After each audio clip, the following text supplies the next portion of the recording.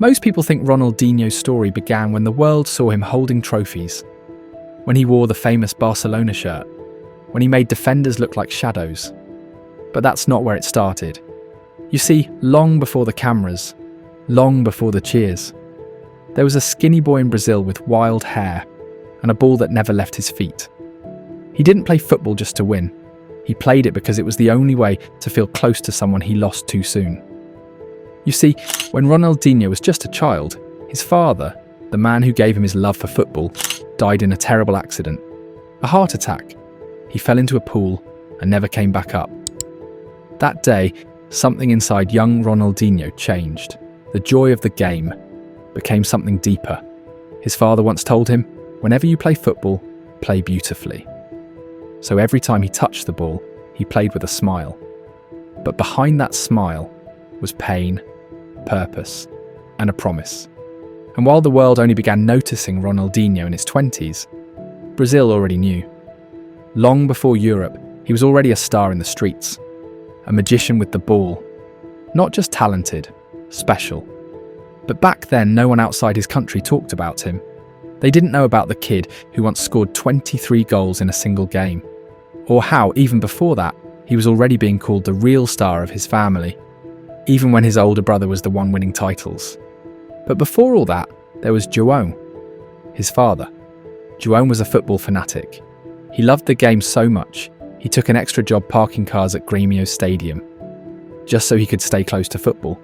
That's where he would wait every day, and it's also where he would meet young Ronaldinho after futsal practice. These were small moments, but they built a big dream. This is the story of the boy the world almost missed. If you love football stories that remind us of what's possible, this is your home. Subscribe now and let's walk this emotional journey together. Before anyone knew Ronaldinho's name, there was someone else in the spotlight. His older brother, Assis. Assis was the one people believed would take the family to the top. At just 17, he was already scoring in big finals. He helped Gremio win their first Brazilian Cup, a historic moment. Scouts from big clubs came knocking. Reporters called him the next big thing in Brazilian football. In those early days, Assis was the star, the one with the talent, the goals, the headlines. But every time someone spoke to their father, João, he would say, "Assis is very good, but wait. The little one, he's the real star." He was talking about Ronaldinho. It was like he already knew. Like he could see something in his younger son that the world hadn't noticed yet. And after João passed away, it was Assis who stepped up. He became his little brother's guide, mentor and protector. He handled his contracts, made sure no one took advantage of him. And more than anything, he made sure Ronaldinho stayed on the right path. But behind it all was a broken dream. Assis had the talent, he had the opportunity. But an injury ended it too soon. And maybe deep down, he believed that if he couldn't make it, his little brother still could. So he poured everything into Ronaldinho. He taught him, guided him, and spent countless hours mentoring him. That's why when Ronaldinho played, he wasn't just playing for himself. He was playing for his father, for his brother, and for his entire family. And every match, every trick, every smile was part of something bigger than football. At just 16 years old, Ronaldinho, the young prodigy from Porto Alegre, was already making waves across Brazil and South America. He began representing Brazil on the international stage and quickly gained recognition as one of the best young players on the continent. One game in particular stood out: the final of the Under-17 South American Championship against Argentina. Not only did Ronaldinho lead Brazil to victory, but he also assisted every single goal in the match. A performance that marked him as a rising star. Just a few months later, he took part in the Youth World Cup in Egypt, where he once again shined, providing crucial assists in the final, and helping Brazil claim the title.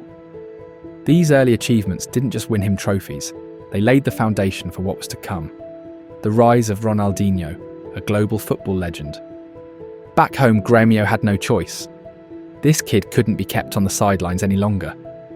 They brought him up to the first team. From his very first training session, the senior players were stunned. In the locker room, whispers spread like wildfire. His family was right. This kid is the real deal. He's special. So they didn't treat him like a child. They threw him straight into the starting 11 in a big match against Vasco. And not just that, they trusted him with set pieces. And guess what he did? First, he smacked the crossbar with a free kick. Then, he curled in a perfect corner that led to the winning goal. Just a month later, he scored his first goal.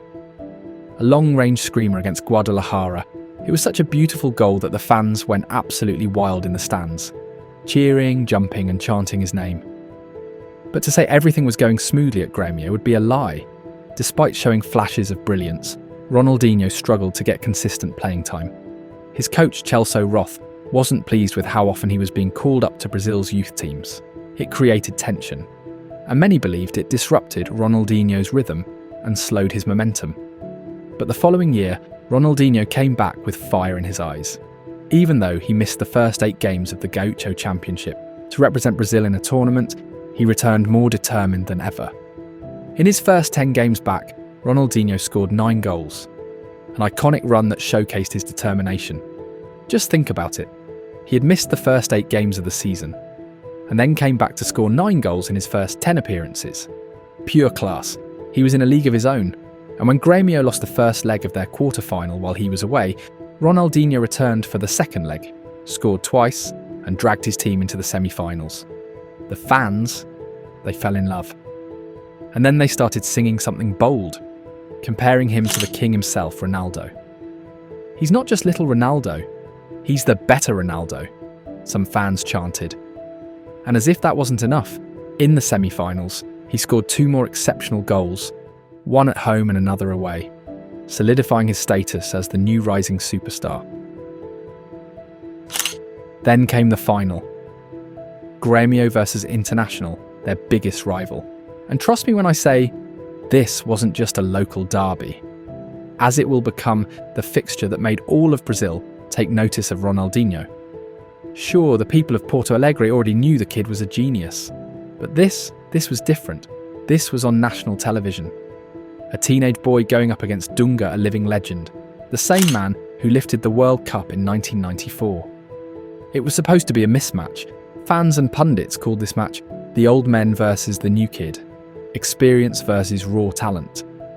The media labelled it the Battle of Generations. Going into this match, Grêmio hadn't beaten International in 8 straight games. And Dunga? He was still seen as one of the best old players in Brazil. A no-nonsense player, the type of player who could shut down anyone. Even though he was nearing the end of his career, his name still carried weight. And after the first leg, it looked like the doubters were right. Grêmio lost. Ronaldinho walked off the pitch frustrated, insisting his free kick had actually crossed the line. But nobody cared. The critics sharpened their knives, saying he's too young, too emotional, not ready for the big stage.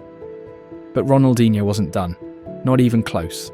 In the second leg, he stepped onto the pitch with something different in his eyes.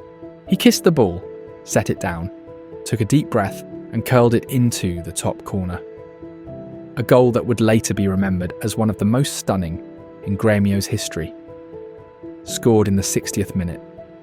The stadium erupted. Grêmio was alive again.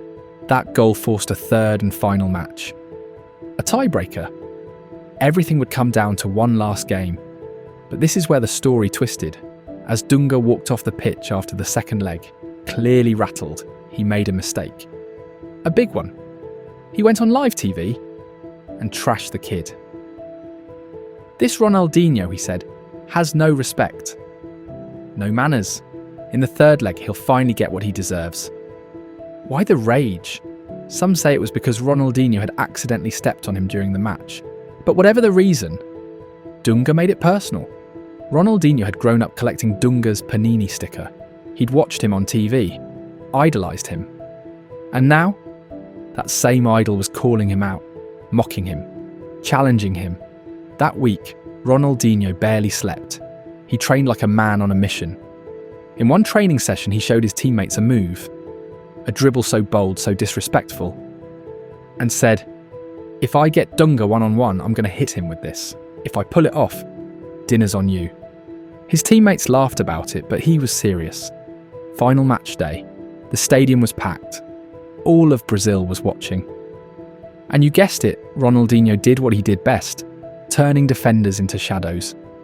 He danced through 4 of them and scored a goal that sent the fans into madness. That goal would eventually put him at the top of the tournament's goal-scoring chart. He could have stopped there. But he wasn't done, because what he had planned all week was about to happen. One-on-one, him and Dunga. And just like he promised, he hit the move. He left the World Cup captain spinning, completely lost. Even his own mother was shocked. After the match, she told him, "I didn't raise you to embarrass grown men like that." And Ronaldinho, he smiled and told the press, "That wasn't even the worst one. I had a whole list of tricks ready for him. Every one of them had his name on it." And to make it worse, in the last minute of the match, he rainbow flicked him. Before securing the trophy, his fans stormed the pitch to crown their new hero. And just like that, after that iconic match, everything changed. The headlines were screaming his name. The fans were calling him the future of Brazil. And Vanderlei Luxemburgo, the national team coach, was sitting at home, replaying that final over and over, wondering how in the world he left Ronaldinho out of his Copa America squad. But fate, it has a funny way of fixing things. Because just days later, Edelson, one of Brazil's most technically gifted attacker, caused chaos in a club match, started showboating, showed off, and pretty much incited a riot. And that was Vanderlei's excuse. He scratched Edelson's name off the list, and in came the teenager from Gremio. Still just 19, still glowing from the Gaucho Championship win, still on live TV when he got the news. He had been selected to represent Brazil at Copa America. At first he thought it was a joke. "Come on, you're messing with me." But it was real. 9 days before the tournament, and Ronaldinho was in. Then, just 5 days later, the unbelievable happened. He was called into a friendly against Venezuela, a warm-up game. Just a chance to get his feet wet, and he sure did get his feet wet, because with his first ever touch for the senior national team, he made everything look like magic. He lifted the ball over the first defender, glided past the second, and smashed in a volley like he'd done it 1,000 times before. Commentators were speechless. Fans lost their minds. One touch, one goal, one statement. "I'm here now."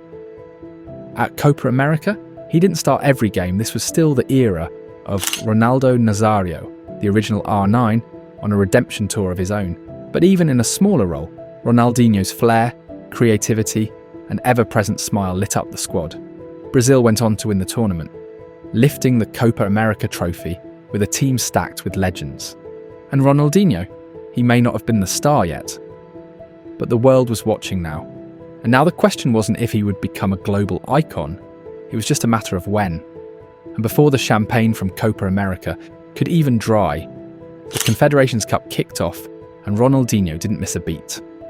He picked up right where he left off, except this time, he wasn't just dazzling, he was destroying. In the opener, he tore through Germany, scoring once and assisting twice in a 4-0 demolition. Against the United States, he was Brazil's lone spark, netting the only goal to seal the win. Then came New Zealand, another target, another goal. But it was the semi-final against Saudi Arabia where he truly exploded. Just 11 minutes into the game and boom, another goal. Right before halftime, another perfect assist for Alex. And also in the second half, he began with another assist, followed it up with a gravity-defying acrobatic finish, then added one more assist as the game neared injury time. And then, as if the match needed any more flavour, he delivered what many called the goal of the tournament. A slick dribble past the defender, followed by a cheeky chip that left the net shaking and jaws dropping. 3 goals, 3 assists, an 8-2 masterclass, all just weeks after his senior national team debut. No one had ever deserved to lift a trophy more. But fate had other plans. Despite adding 2 more assists in the final, Brazil fell short. The title slipped away, and so did the smile from his face. Even after winning both the Golden Boot and the Golden Ball, the pain of watching Mexico lift the trophy, that was his too. Still, when he returned home from the Confederations Cup, Ronaldinho kicked off the new season like a man possessed. Once again, he dominated the Gaucho Championship, finishing just 2 goals shy of the top scorer, despite missing several matches while representing Brazil's U23s. At the pre-Olympic tournament, he was nearly unstoppable. 9 goals and 4 assists in just 7 games. Suddenly Europe was watching. Barcelona, AC Milan, Real Madrid, all circling. Frank Arneson, PSV's sporting director at the time, wanted to make Ronaldinho the heir to Romario and Ronaldo. Even Leeds United, in a bold move, reportedly dropped a €30 million offer on the table. But Gremio refused to budge. Instead, they tried locking him down with a contract extension that would triple his salary. Ronaldinho declined. And just like that, chaos erupted. His rejection came at the worst possible time for the club, as Brazil was days away from passing the Pelé Law, a new regulation allowing players to negotiate free transfers during the final months of their contracts. Sensing what was coming, Gremio panicked. One of their senators even petitioned the president of Brazil to delay the law's approval. But it was too late. Ronaldinho and his brother, now his agent, were already plotting his exit. During this same period, the Olympics was on. Despite Ronaldinho scoring a last-minute equaliser to keep Brazil alive against Cameroon, they were embarrassingly eliminated in extra time by a team reduced to just 9 men. It was a national humiliation. Still, once he returned to Gremio for the Brazilian Championship, the kid couldn't stop. 8 goals in the first stage. In the knockout stage, he scored a stunning free kick in the first leg and delivered a clutch assist for the decisive away goal in the second leg. In the matches that followed, he went full superhero mode, scoring all 3 of Gremio's goals in one match, a curling free kick, a solo run full of classic Ronaldinho magic, and a penalty he earned with a cheeky backheel assist that split 2 defenders. They were suddenly one step away from the final. But before he could even settle into the final, Gremio were down 2-0. He tried to drag them back once more, scoring one of the goals of the season after dancing through defenders, and later he capped it off with another thunderous screamer. But it wasn't enough. Gremio were humbled in the second leg, and just like that, the dream was over. But despite the loss, the press stopped calling them Gremio. They started calling them Ronaldinho Football Club. Because let's be honest, without him they were nothing, and that would later become a serious issue for the club. And then came the real twist. A few weeks later, just as Ronaldinho narrowly missed out on Brazil's Player of the Year award to Romario, his contract entered its final 3 months. PSG announced they were in negotiations. A player who once swore he'd play for Gremio for free was now being accused of betrayal. Porto Alegre lost its mind. Gremio, clinging to delusion, even hung a massive banner at the stadium. "We do not sell star players. Please do not insist." But it was already over. Ronaldinho was giving interviews in front of the Eiffel Tower. And instead of dealing with the hate from fans who had turned on him overnight, he chose to wait it out in Paris for 6 months.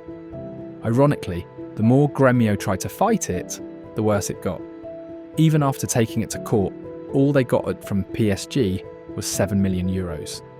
The next time Ronaldinho returned to Porto Alegre, he was literally kicked out of a nightclub. The Golden Boy had officially become the villain. Regardless, no matter what, once he landed in Paris, the hype was immediate.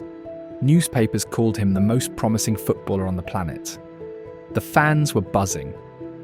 With a coach's flair, Anelka's speed and Ronaldinho's magic, they believed PSG were finally on their way back to the top of French football. But at first it didn't go that way. Manager Luis Fernandez didn't hand him the keys right away. Sure, he played, often coming off the bench, but not that much in the starting 11. It felt like they were testing the waters. Still, even Fernandez had to admit, those early months, he saw something he hadn't seen in a young player for the longest time. Every touch had purpose. Every dribble was a work of art. The crowd? Mesmerised. Now, here is when everything started to change. Midway through the season, Anelka left. Shortly after, Okocha went down injured. And suddenly Fernandez had no choice but to bring Ronaldinho in. And as soon as the new year kicked in, he erupted. In his first match, he confidently scored a penalty against Monaco. In the next game, he finished sharply through a tight gap. Then, just to top it off, he glided past the entire Guingamp defence to score again. That goal, it would later be named Goal of the Season. But he wasn't done yet. Next, he scored a beautifully curled free kick. Against Lens, another composed penalty. Then, against Lorient, he scored a lethal free kick and provided 2 brilliant assists as PSG cruised to a 5-0 victory. Against Bordeaux, he added another goal to his tally, and then came the masterclass. In the match against Troyes, he didn't just score, he performed. Twice, he glided past nearly every player on the pitch, leaving defenders trailing in his wake, before slotting in 2 stunning solo goals. He even added an assist in the same match. 11 goal contributions in 10 league games. In that short span, he single-handedly lifted PSG into the top 4, pushed them into the UEFA Cup spots, and silenced every critic across France. By the time the World Cup came around, Scolari had no choice but to start him in every game. Any defender who dared challenge him. By the second game, he was already scoring, setting up Rivaldo with an assist, a connection that would become a staple throughout the tournament. In the round of 16, he did it again.